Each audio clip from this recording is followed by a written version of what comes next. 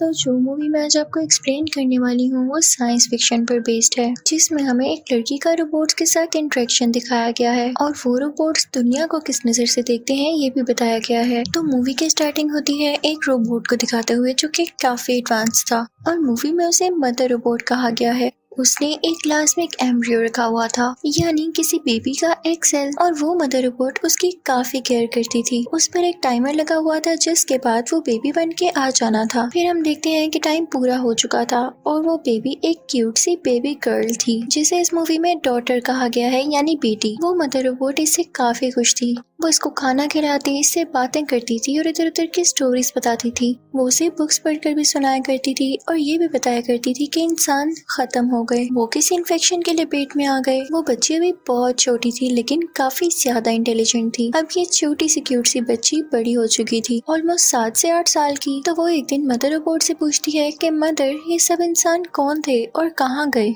तो उसकी मदर कहती है कि बेटा, जैसे कि मैंने आपको बताया, एक इन्फेक्शन आया और सब इंसानों की जान ले गया और कुछ इंसान वॉर में मारे गए, यानी इंसान एक दूसरे से लड़ते रहते थे। इस तरह से वो मारे गए और उनमें से कुछ बीमार हो गए, जिनके बाद उन सब की डेथ हो गई। अब बाहर अर्थ पर कोई भी नहीं है, इवन कोई ग्रीनरी भी नहीं है, क्योंकि उन्होंने दुनिया को भी खराब कर दिया अपनी जंगें लड़ लड़ के। वो मदर रोबोट डॉटर से कहती है कि बाहर की हवा भी ठीक नहीं है, इसीलिए मैं आपको बाहर नहीं जाने देती बेटा। मदर रोबोट डॉटर से बहुत प्यार से बात किया करती थी। वो उसको भी काफी ज्यादा रिस्पेक्ट देती थी, हालांकि वो छोटी सी बच्ची थी। इसके अलावा वो उसे काफी अच्छे मैनर सिखाती थी, बात करने का तरीका बताती थी, इवन खाने पीने का भी, जैसे हर एक अच्छी मदर अपने बच्चों को बताती है। डॉटर भी काफी अच्छी तरह से ग्रो कर रही थी, यानी उसकी हेल्थ ठीक थी, उसकी हाइट ठीक थी, वो सब मैनर्स और वैल्यूज भी सीख रही थी और बहुत ज्यादा जीनियस भी थी। मदर रोबोट उसे पढ़ाया भी करती थी और कुछ कुछ दिन बाद उसका इंटेलिजेंस टेस्ट भी लिया करती थी कि कितना अच्छा जा रही है। तो फिर उसके बाद डॉटर उस मदर रोबोट से पूछती है कि मदर, मैं कैसे आई? जब सब इंसान मारे गए तो मैं अकेली कैसे बच गई?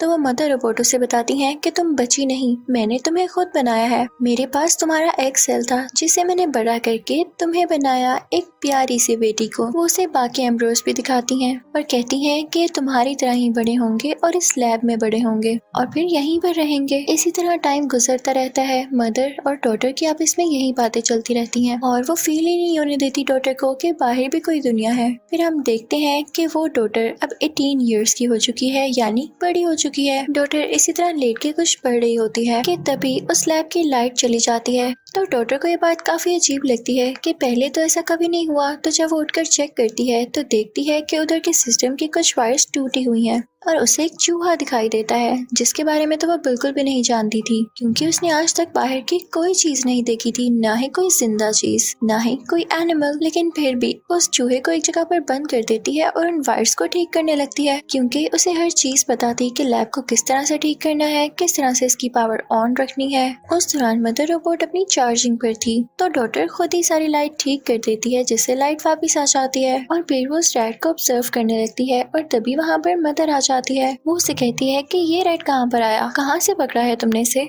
तो डॉटर उनको सारी बात बताती है। तो मदर कहती है कि इसका यहाँ पर आना ठीक नहीं है और उसको उस बोतल समेत ही जला देती है, जिससे डॉटर काफी हर्ट होती है और कहती है कि उसमें जान थी। तो मदर कहती है कि बाहर सब कुछ तबाह हो चुका है और लोग इन्फेक्टेड हैं। तो क्या आपको लगता है कि एनिमल्स इन्फेक्शन से बचे होंगे? बाहर की कोई भी इन्फेक्टेड चीज अंदर नहीं आनी चाहिए और मैंने आपकी भलाई के लिए ऐसा किया। लेकिन डॉटर को ये बात बिल्कुल अच्छी नहीं लगती। वो सोचती है कि जरूर बाहर की दुनिया में कुछ ना कुछ है, तभी तो ये चूहा यहाँ आया। अब रात को जब मदर रोबोट चार्जिंग पर होती हैं तो डॉटर अपना स्पेशल सूट पहनती है और वो सोचती है कि मैं अब जाऊंगी बाहर की दुनिया को देखने के लिए, मदर को पता ही नहीं चलेगा। जैसे ही डॉटर अपनी लैब का दरवाजा खोलती है तो उसके सामने एक औरत होती है। उस औरत की हालत कुछ ठीक नहीं थी, वो काफी वीक लग रही थी। वो डॉटर से कहती है कि मेरी हेल्प करो। डॉटर उसके पास जाती है और उसे चेक करती है। डॉटर उसे भी एक स्पेशल ड्रेस पहनाती है, लेकिन तभी मदर रोबोट चार्ज हो जाती है और जब वो देखती है कि लैब का दरवाजा खुला हुआ है तो वो डॉटर से पूछती है, उसे आवाजें देने लगती है और जब डॉटर उसके सामने आती है तो वो कहती है कि तुम बाहर क्या करने गई थी, ये दरवाजा क्यों खुला हुआ है? तो डॉटर आगे से खामोश रहती है और उस लेडी के बारे में भी उसे कुछ नहीं बताती। तो मदर रोबोट कहती है कि जब ठीक वक्त आएगा मैं तुम्हें खुद ही बाहर भेज दूंगी, अब दोबारा कभी दरवाजा मत खोलना वरना बाहर का इन्फेक्शन अंदर आ जाएगा। और चलो अब तुम्हारा वक्त हुआ है इंटेलिजेंस टेस्ट का। और इसी के साथ वो उसका टेस्ट लेने चली जाती है। अब जैसे ही मदर रोबोट डॉटर को एक डिवाइस पकड़ा कर जाती है तो इसी बात का फायदा उठाते हुए डॉटर वहाँ से दोबारा उस जगह पर आ जाती है जहाँ पर वो बीमार लेडी थी। वो उसे पानी पिलाती है और फिर डॉटर उस लेडी से कहती है कि आप यहीं रहें, मैं आपके लिए मेडिसिन लाती हूँ। और उतनी ही देर में वहाँ पे वो मदर रोबोट आ जाती है जो कि उन दोनों को साथ देकर और उस लेडी को लैब में देखकर काफी गुस्सा होती है और जाकर उस लेडी को पकड़ लेती है और तंग करने लगती है, उसे हर्ट करने लगती है, चोट पहुंचाने लगती है। तो डॉटर फौरन से मदर रोबोट से कहती है कि प्लीज ऐसा ना करें, आपने कहा था कि बाहर की दुनिया इन्फेक्टेड है लेकिन इनको इन्फेक्शन नहीं है, ये सिर्फ वैसे ही वीक हो चुकी है भूखा रह रह के। आपने अपनी लैब के बाहर जो वेजिटेबल्स लगाए हैं और जो खाना उगा रही हैं उनमें से इनको भी दें। जिस तरह से आप मुझे खाना खिलाती हैं और पानी पिलाती हैं ये भी मेरी तरह एक इंसान है, हमें इनकी हेल्प करनी चाहिए। तो मदर रोबोट कहती है कि ठीक है, मैं इसका इलाज भी करूंगी कि कहीं ये इन्फेक्टेड ना हो, सिर्फ तुम्हारे लिए डॉटर। लेकिन वो औरत कहती है कि नहीं, मैं इलाज नहीं करवाऊंगी, मैं बिल्कुल ठीक हूँ, नहीं हूँ मैं इन्फेक्टेड। और वाकई उसकी बॉडी पर ऐसा कोई निशान नहीं था जिससे ये पता चले कि वो इन्फेक्टेड है। वो बातें भी बिल्कुल ठीक कर रही थी, उसका दिमाग भी बिल्कुल ठीक से चल रहा था। तो डॉक्टर काफी हैरान होती है और मदर रोबोट से कहती है कि ये तो बिल्कुल ठीक है, कहाँ है इन्फेक्शन, क्या करता है वो इन्फेक्शन। डॉक्टर कहती है कि जैसे ये लेडी हमारी लैब में आई है, हो सकता है कि बाहर की दुनिया में भी इंसान हो और उन्हें हमारी मदद की जरूरत हो। तो मदर रोबोट कहती है कि नहीं, इंसानों ने ही ये प्रिडिक्ट किया था कि दुनिया जल्द खत्म होने वाली है और इंसान खुद भी इस दुनिया पर नहीं रहेंगे। हो सकता है कि इसने खुद को कहीं पर छुपाया हो और अब यहाँ पर आ गई हो। मदर रोबोट फिर डॉक्टर से कहती है कि जाओ तुम उसे खाना दो और उसे पूछो कि क्या वाकई बाहर कोई सर्वाइवर है और बाहर की दुनिया का क्या हाल है, क्योंकि तुम भी उसकी तरह एक इंसान हो, तुम लोग आपस में फ्रैंक होकर बात कर सकते हो, वो मुझसे डर रही है। जब डॉटर उस लेडी के पास जाती है तो उससे कहती है कि जाओ यहाँ से, तुम लोगों ने मुझे शूट किया है, मैं हर्ट हूँ। तो डॉटर कहती है कि आए, मैं आपकी बुलेट निकाल देती हूँ, हम आपको कोई नुकसान नहीं पहुँचाएंगे, आप प्लीज हम पे ट्रस्ट करें। तो वो औरत मान जाती है और अब उसका ऑपरेशन किया जाता है जिसमें वो बुलेट उसकी बॉडी से निकाल दी जाती है। जब वो लेडी रिकवर होती है तो वो डॉक्टर से बातें करने लगती है। वो कहती है कि तुम एक रोबोट पर ट्रस्ट नहीं कर सकती, लेकिन बाहर की दुनिया के रोबोट्स ने हम पर धोखे से हमला कर दिया और सबको मार दिया, बस हम कुछ लोग ही बचे हैं। और देखना, तुम भी एक रोबोट के साथ रह रही हो, तुम भी ज्यादा देर तक यहाँ सेफ नहीं हो, तुम मेरे साथ आओ, हम बाहर सरवाइव करेंगे, हम दुनिया को फिर से ठीक कर लेंगे। वो काफी इमोशनल हो जाती है तो डॉक्टर उस लेडी की बातों पर यकीन करते हुए उस मदर के पास जाती है। तो मदर कहती है कि मैंने तुम्हारी बातें पहले ही सुन ली हैं। और फिर मदर उसे ये मानने पर फोर्स करती है कि तुम इतने सालों से मेरे पास हो और मैंने तुम्हें कितने प्यार से रखा हुआ है, मैं तुम्हारी मदर की तरह हूँ और तुम किसी दूसरी लेडी के लिए मेरे साथ ऐसा करोगी। तो डॉक्टर मदर की बात मानने पर भी मजबूर हो जाती है। अब मदर डॉक्टर से कहती है कि तुमने इंटेलिजेंस टेस्ट में काफी अच्छा स्कोर किया है, मेरी बेटी तो है ही जीनियस, तो आओ तुम्हारे लिए एक सरप्राइज है। और इसी के साथ वो उसे एम्ब्रियो लैब में ले जाती है जहाँ पर बेबी सेल्स थे। वो कहती है कि अपने लिए भाई या बहन चूज कर लो। ये सुन के डॉक्टर काफी खुश होती है क्योंकि यहाँ पर वो अकेली ह्यूमन थी। तो वो कहती है कि मदर मैं भाई चूज करूंगी और फिर वहाँ से वो एक ग्लास ट्यूब उठा लेती है। लेकिन रात में जब मदर रोबोट चार्ज हो रही होती है तो दोबारा से डॉक्टर के जहन में अजीब अजीब सवालात आने लगते हैं। वो खुद से ही सोचने लगती है कि आखिर मैं ही क्यों हूँ यहाँ पे और बाकी एम्प्लॉयज को भी रोबोट ने यहाँ क्यों सेव कर रखा है। वो एक सीक्रेट लैब में जाती है जहाँ पर सारा डेटा पड़ा हुआ था। वहाँ पर जाके उसे काफी हैरान कर देने वाली बातें पता चलती हैं कि इससे पहले यानी डॉटर से पहले मदर ने 3 और बेबीज को बनाया था, लेकिन जब उसने इन तीनों का इंटेलिजेंस टेस्ट लिया तो वो उस टेस्ट में पास नहीं हुए, ना ही डॉटर की तरह अच्छा स्कोर किया। तो मदर ने उन तीनों को मार दिया। ये सुन के वो काफी शॉक्ड हो जाती है और आगे चलने लगती है। तभी उसे आगे किसी का जौ दिखाई देता है। जब वो उसे उठाती है तो वो किसी बच्चे का असली जौ था, यानी मदर ने वाकई में उनको मारा था और उनके रिमेन्स यहाँ ही पड़े हुए थे। ये सुनकर डॉटर का दिल टूट जाता है और वो कहती है कि इस मदर ने मुझे सिर्फ इसीलिए पाला ताकि मेरी इंटेलिजेंस को यूज कर सके। ये मुझे बड़ा भी इसीलिए कर रही थी ताकि जब मैं बड़ी हो जाऊं तो मैं टेक्नोलॉजी में इसका हैंड बनूं, वरना इसके लिए इंसान तो कुछ कुछ भी नहीं है। जैसे ही उस लेडी के लिए मीन हो गई, ये सुन के वो रोने लगती है, काफी सैड हो जाती है और फिर उस ह्यूमन लेडी के पास जाती है। अब वो ह्यूमन लेडी उससे कहती है कि हम यहाँ से भाग जाते हैं। तो डॉटर कहती है कि नहीं, अब तो मेरा भाई आने वाला है इस दुनिया में, मुझे उसे देखना है और मैं यहाँ रोबोट्स के पास उस छोटे से इंसान को छोड़ के नहीं जा सकती। इनकी ये सारी बातें मदर रोबोट सुन लेती है और वो डॉटर से कहती है कि अच्छा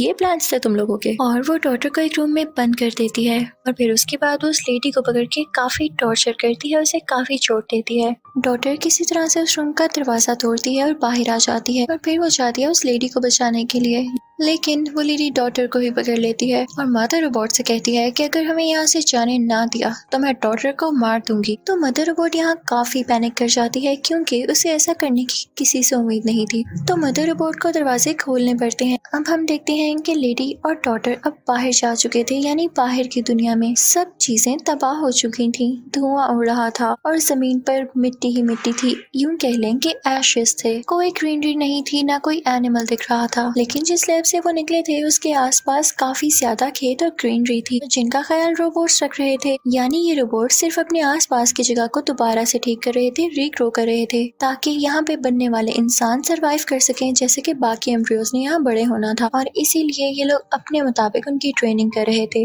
अब वो लेडी और डॉटर चलते चलते एक जगह पहुंच जाते हैं, लेकिन वो माइन नहीं होती, वो एक छोटा सा बॉक्स होता है, एक कंटेनर होता है जिसमें उस औरत ने कुछ खाने पीने का सामान रखा हुआ था। डॉटर उससे पूछती है कि ये क्या है, आपने तो कहा था कि आप माइन में रहती हैं और बाकी सब लोग कहाँ हैं। तो वो लेडी कहती है कि मैंने तुमसे झूठ कहा, हाँ हम माइन में रहते थे और बाकी सर्वाइवर्स भी थे, लेकिन हमें खाने की काफी शॉर्टेज हो गई और हम सब मारे गए। जो लड़की बची वो सिर्फ मैं थी, तो मैं बचा कुचा सामान लेकर यहाँ आ गई। डॉटर उस लेडी के मुंह पर थप्पड़ मारती है और कहती है कि आपने मुझे झूठ क्यों कहा, मैं वहाँ अपने भाई को छोड़ कर आई हूँ सिर्फ आपके कहने पर। तो डॉटर वहाँ से वापस चली जाती है उसी लैब के अंदर। उस लैब के बाहर काफी ज्यादा रोबोट्स थे और जैसे ही डॉटर वहाँ पर आती है वो उस पर रेड लेजर डालने लगते हैं, लेकिन वो सिर्फ उसे स्कैन कर रहे थे और जब उसे पहचान लेते हैं कि डॉटर ही है तो उसे अंदर आने देते हैं। डॉटर जैसे ही अंदर जाती है तो एक एक्स उठा लेती है, ये सोचते हुए कि हो सकता है कि मदर उस पर गुस्सा हो और उसे मारने की कोशिश करे तो वो खुद को डिफेंड कर सके।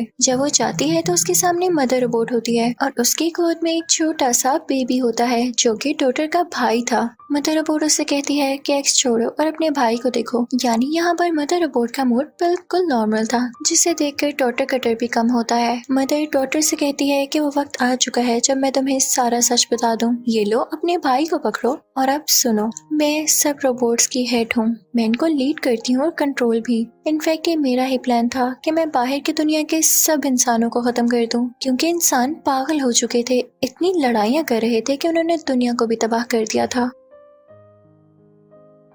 अगर कुछ सालों तक और ही ऐसा चलता रहता तो दुनिया तबाह हो जाती और हम रोबोट्स का भी कोई नामो निशान न रहता। वो लोग दरख्त काट रहे थे, इंसान बहुत बुरे हैं, उन्होंने नेचर को भी डिस्ट्रॉय कर दिया, लेकिन मेरा मोटिव ये था कि नेचर को कुछ नहीं होना चाहिए, तो मैंने सब इंसानों को खुद ही मार दिया ताकि हमारा प्लेनेट सेफ रहे। लेकिन उससे पहले मैंने कुछ एम्ब्रियोज अपने पास सेव कर लिए, मैं उन्हें यहाँ सेफ लैब में ले आई। लेकिन उससे पहले मैं इंसानों का लीडर चुन रही थी जिसका इंटेलिजेंस लेवल बहुत ज्यादा हाई हो, उसे पता हो कि असल में करना क्या है, जिंदगी कैसे गुजारनी है। और फाइनली मुझे तुम मिल गई। तो मैंने ये सोचा था कि जब तुम 18 साल की हो जाओगी तो हम इन बाकी एम्ब्रियोज को एक एक करके बड़ा करेंगे और तुम इनके लीडर होगी, यानी सब इंसानों के लीडर। मैंने इसीलिए तुम्हारी अच्छी ट्रेनिंग की, अच्छी तरबियत की कि तुम इन सब की मदर बन के आगे से इनकी अच्छी ट्रेनिंग करो, इन्हें मॉरल वैल्यूज सिखाओ, इन्हें जीने के तरीके बताओ, तुम इन्हें इसी लैब में लीड करो। और जब ये इंसान सारे बड़े हो जाएं, अच्छे बन जाएं, तो तब तक हम बाहर की दुनिया को भी ठीक कर चुके हों और फिर दोबारा से एक नई जनरेशन बाहर की दुनिया में रहे और दुनिया का ख्याल रखे, ना कि पहले इंसानों की तरह। तो डॉटर कहती है, लेकिन आपने उन 3 मासूम बच्चों की जान क्यों ली? तो मदर रोबोट कहती है कि मुझे ऐसा करना था। मैंने जब उनका इंटेलिजेंस लेवल चेक किया तो मुझे वो इतना अच्छा नहीं लगा कि बाकी इंसानों को वो कुछ सिखा सके, तो फिर फायदा क्या होता है मेरी इस सब प्लानिंग का। लेकिन अब मैंने ऐसा कभी नहीं किया तुम्हारे बाद, क्योंकि मुझे तुम्हारा इंटेलिजेंस लेवल इस काबिल लगा कि तुम इंसानों को लीड कर सको। मैं तुम्हारे बाद किसी इंसान को नहीं मारूंगी, क्योंकि तुम जो उनकी लीडर होगी उनको सिखाने वाली। तो डॉटर मदर से कहती है कि मैं नहीं जानती आपका क्या भी प्लान था, लेकिन आपसे बड़ा जालिम कोई नहीं हो सकता जिसने बिलियन ऑफ ह्यूमन की जान ली और सिर्फ एक इंटेलिजेंस चेक करने की खातिर आपने कितने बच्चों को मार दिया। आप मरना डिजर्व करती हैं। तो मदर कहती है कि ठीक है तुम मुझे मार दो, लेकिन उससे पहले ये सुन लो कि जो लेडी यहाँ पर आई वो भी मेरे कहने पर आई थी। मैंने ही उसे कहा था कि तुम मेरी डॉटर को बाहर की दुनिया दिखाओ ताकि उसके जहन में ये बात आए कि बाहर भी कोई दुनिया है और असल में हो क्या रहा है। तो वो तुम्हें अपने साथ ले गई और मैंने तुम्हारा लास्ट टेस्ट यही करना था कि तुम्हें भाई देना था और उसी दौरान तुम्हें बाहर भेजकर ये चेक करना था कि तुम्हारे दिल में इंसानों के लिए प्यार है या नहीं। जो चीज मैं अपने दिल में डेवलप नहीं कर सकी वो मैंने तुम्हारे दिल में देखी। तुम अपने भाई के लिए वापस लौट कर आई अपनी जान की परवाह किए बगैर और तुम अपने टेस्ट में पास हो गई। अब तुम मुझे मारो या ना मारो ये तुम्हारे हाथ में है, क्योंकि मुझे सिर्फ इसी पर्पस के लिए क्रिएट किया गया था और आज मेरी सारी प्लानिंग सक्सेसफुल रही। मैंने तुम्हें लीडर के तौर पर चुन लिया और तुम्हें सब कुछ समझा दिया कि आगे क्या करना है। अब वो सारे एम्ब्रियोस हैं, तुम उन्हें बड़ा करोगी और उन्हें पालोगी। मेरा यहाँ पर अब कोई काम नहीं, तो तुम बेशक मुझे मार दो। डॉटर काफी सैड होके मदर रोबोट को शूट कर देती है, क्योंकि वाकई अब उसका कोई काम नहीं था। फिर वहाँ से वो उस रूम में जाती है जहाँ पर सारे एम्ब्रियोस रखे हुए थे। वो जानती थी कि उसे इन एम्ब्रियोस को ग्रो करवाना है और उसके बाद यही इन सब की मदर होगी। डॉटर अपने छोटे भाई को प्यार करने लगती है और उन एम्ब्रियोस की तरफ देख के कहती है कि yes I am mother. Movie के लास्ट सीन में हम देखते हैं कि एक रोबोट उसी लेडी ह्यूमन के पास आता है और उसे कहता है कि तुम्हें जो टास्क दिया गया था तुमने काफी अच्छे से किया, अब तुम्हारा काम पूरा हो चुका है। और इसी के साथ वो उसे शूट कर देता है। और उधर लैब में डॉटर अब एक अच्छी लड़की की तरह सब एम्ब्रियोस को ग्रो करके उनका ख्याल रख रही थी, ताकि जब वो बड़े हों तो उन्हें बाहर की दुनिया में ले आए और वो फिर से एक नई जनरेशन में रह सकें। और यहीं पर मूवी एंड हो जाती है। Thank you so much for watching.